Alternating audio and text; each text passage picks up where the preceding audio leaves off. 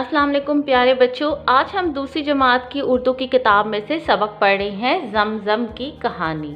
खास अल्फाज: परेशान, तलाश, ऊंचे, मदद, चश्मा।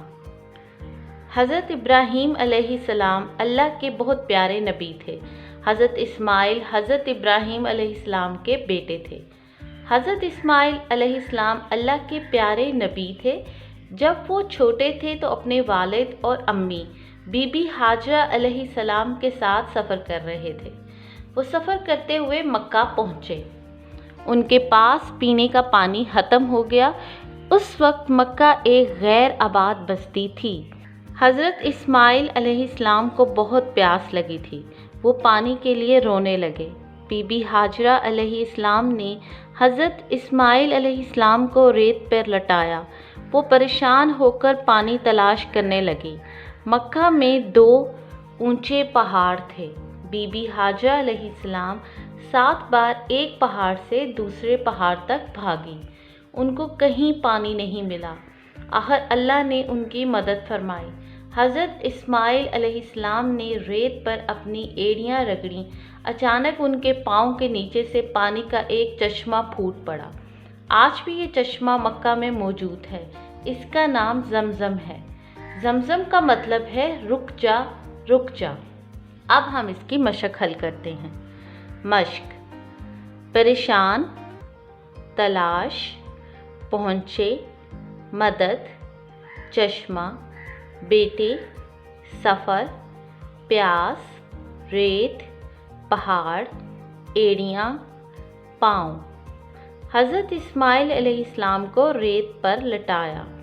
आज भी ये चश्मा मक्का में मौजूद है। इसका नाम ज़मज़म है।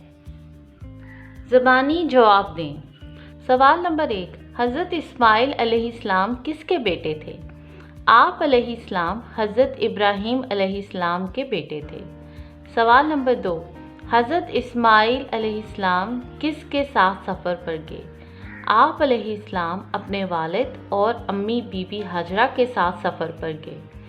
सवाल नंबर 3, अल्लाह ने हज़रत इस्माइल अलैहिस्सलाम की मदद कैसे की?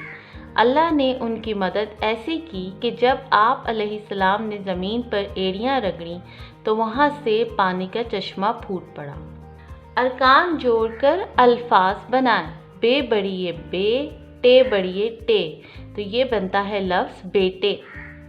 पे अलिफ पा, नून छोटी नी, पानी। रे बड़िए रे, ते साकिन, रेत। मीम बड़िए में, रे छोटी री, मेरी।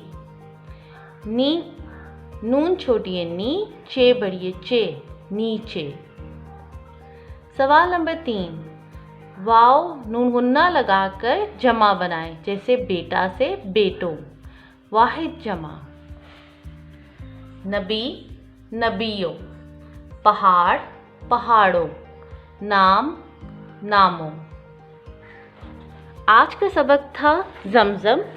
आप इसके मुश्किल अल्फाज कॉपी पर लिख के इसकी दोहराई करें और इसके अलावा उन अल्फाज के हरूफ को अलग करें। इस तरह वो लफ्ज़ आपको बहुत आसानी से लिखना आ जाएगा। अपना बहुत सा ख्याल रखें। अल्लाह हाफ़िज़।